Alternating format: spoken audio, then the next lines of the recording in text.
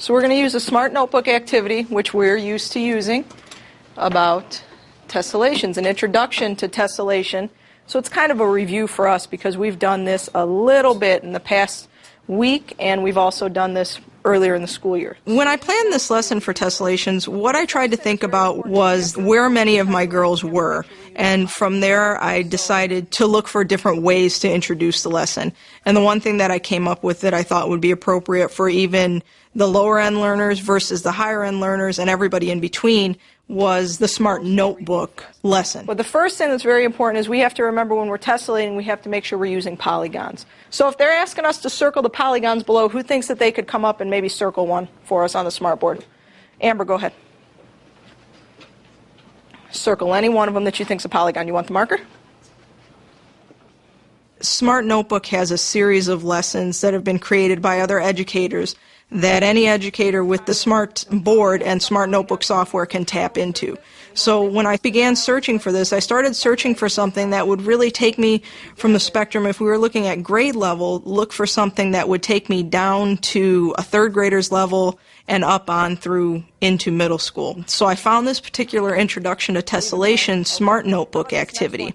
And after I previewed it, I realized that it would be a most appropriate way to bring the girls to this lesson because it would give them a review of polygons, which they did need in order to create these tessellations. And it would also give them some experience in terms of what a tessellation is going to look like as it is completed and give them that hands-on. Who thinks that they can do something with these shapes to create a tessellated pattern?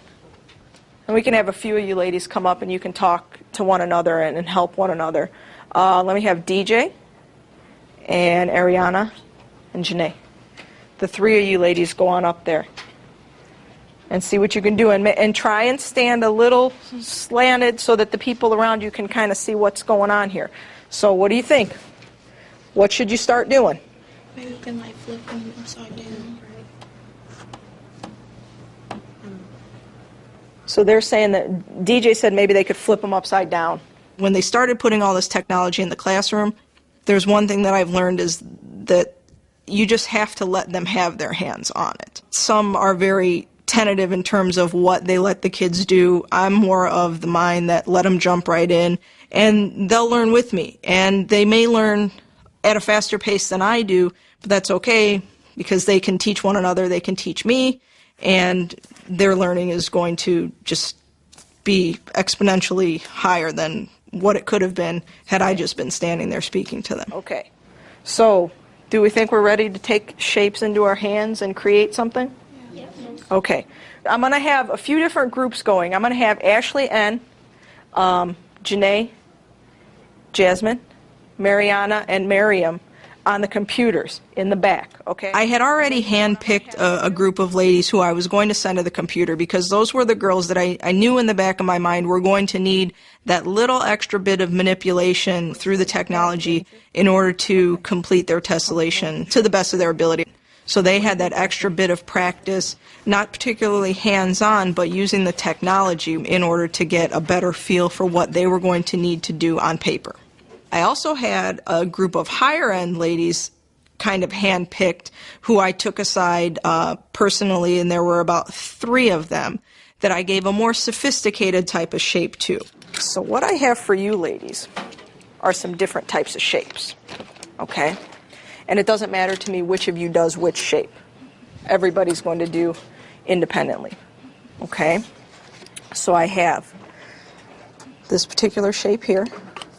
Okay, and then I have these particular 4-sided figures here, and then I have these guys that look kind of like trees, okay? So again, it doesn't matter to me which of these either of you chooses. That doesn't matter. But you're going to use these as your tessellating tool and your pattern. These were the kids that I knew they are more on the high end of the achieving spectrum. So I knew that they would be a little bit more advanced in terms of what they could take in spatially. I want you to give this a shot, and what I've got here is this tray, which is a what? 6-sided, which is what? Hexagon. Hexagon. And what I've got for you is a bin of hexagons and trapezoids. And we remember that how many trapezoids make up a hexagon? 2. 2. Okay, so let's see what we can do with this. I want you to try and explore this because I think that's kind of where you were heading anyway. But on the paper, it's so hard because you really don't have any boundaries. And at least here, you've got a specific thing to try and fill up. Okay, so give that a shot and let's see where that takes us. As for the middle group, what I decided to do was basically put out a bin of pattern blocks and let them go at it.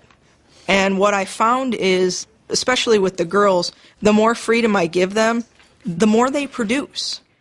Raise your hand if you would like to show your tessellation and tell us a little bit about why you chose the colors or why you chose that particular shape. Jada, why don't you hold up your tessellation so everybody can see it, and then just talk to them just a little bit about that pattern. My tessellation was trees, and I used purple and red because they pop out off of the page to me. Okay. Does anybody have any questions about her tessellation? Ultimately, what we were going to do was create a type of quilt where we would put everybody's work onto it, and it would just be a sort of patchwork. Let's get it in here to this corner. There we go.